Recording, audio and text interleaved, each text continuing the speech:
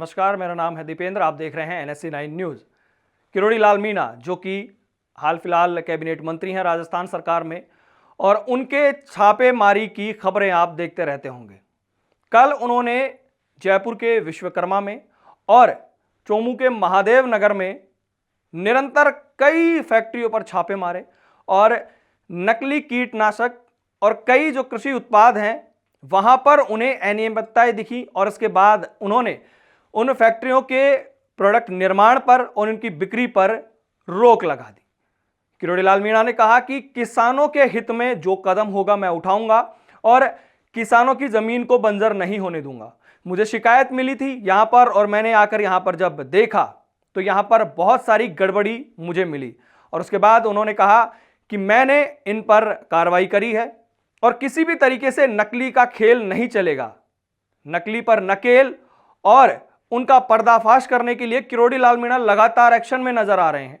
और कहीं ना कहीं अब जो किसानों के खिलाफ अगर कोई काम कर रहा है, क्योंकि आप ये मान के चलिए कि भारत में जो किसान है, वो जो कौम है, वो कहीं ना कहीं एक कृषि प्रधान देश के रूप में हमारे लिए काम करती है। और किसान के साथ अगर धोखा होता है, उसे अगर खाद नकली मिल रहा है, उसे अगर बीज नकली मिल रहा है, तो वो कहीं ना कहीं एक अपराध है। और अगर किसान के साथ अगर धोखेबाजी हो रही तो आम जनता के पास में भी वही चीज पहुंचेगी। नकली जो खाद, नकली जो बीज से अगर कोई फसल पैदा होगी तो आप समझ सकते हैं वो कैसी होगी। जमीन भी बंजर होगी, फसल भी खराब होगी, तो किसान के साथ साथ आम जन का भी नुकसान है। और किरोड़ी लाल मीणा लगातार एक्शन में है और जितनी भी छापेमारी कर रहे हैं, चाहे वो नकली खाद को लेकर हो, चाहे वो कीटनाशक जो नकली बन रहे हैं उनको लेकर हो, चाहे कोई भी कृषि उत्पाद है, जितने भी फैक्ट्रीज पर छापे मार रहे हैं, अगर उन्हें गड़बड़ी मिल रही है तो तुरंत वहां पर वो कार्रवाई कर रहे हैं। और ये कहीं ना कहीं ये दिखाता है कि किरोड़ी लाल मीणा रुकने के बिल्कुल भी मूड में नहीं है। और विभाग के अधिकारियों को भी उन्होंने चेतावनी दे रखी है कि कार्रवाई होनी चाहिए और किसी भी तरीके से नकली जो उत्पाद हैं वो बर्दाश्त नहीं किए जाएंगे। बाकी अपडेट्स और न्यूज़ के लिए NSC9 न्यूज़ के साथ बने रहें। और किसानों को असली बीज भी मिल रहा, वो गंगानगर में देखा था। तो वहाँ किसानों की मुझे शिकायत मिली थी गंगानगर में, जब कंडम बीज की फैक्ट्रियों पर मैं छापा मार रहा था, कि हमारे यहाँ सफ़ेद मक्खी और मच्छर नरमे में लग गया। और हमने ये प्रोडक्ट लिया था इनके यहाँ से, और वो प्रोडक्ट 10,000 रुपये किलो में लिया था हिंदो। और 10,000 किलो में लेने के बाद भी टोकन नाम का कोई प्रोडक्ट उन्होंने देशी भाषा में बताया था किसानों ने,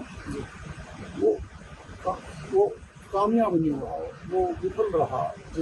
मक्खी और मच्छर नहीं मरे और किसानों की लाखों बीघा की जमीन को नरमा लाखों बीघा में तबाह हो गया। तो मैं तभी से सर्च कर रहा था, तो यहाँ मैं आया हूँ।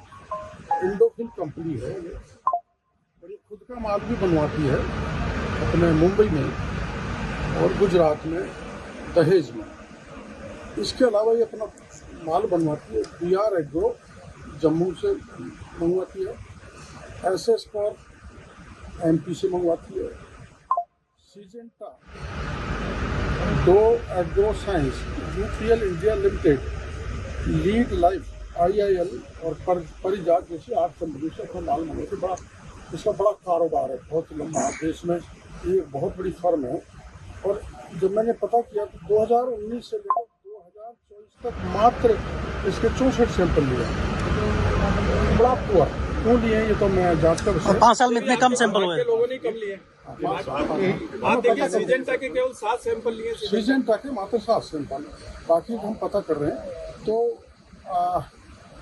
ये मैंने पता किया, पर किसकी है मैं उसमें नहीं जाना चाहता, लेकिन ये ललित मोदी जी की बताई।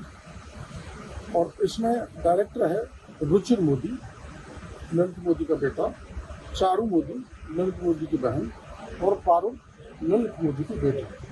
डायरेक्टर बनना कोई बुरी बात नहीं, और ये अपना पेस्टिसाइड, ये तो व्यापारी है ललित मोदी को, और प्रिपेयर करना कोई गलत बात बात नहीं है, लेकिन जो ये गोडाउन है, इस गोडाउन में इन्होंने ऐसा माल डाल रखा है जो आपत्तिजनक है, तो उसको हम सील कर रहे हैं और सैंपल भी ले रहे हैं और सैंपल की जांच करेंगे, तब नियमानुसार कार्रवाई के खिलाफ करेंगे।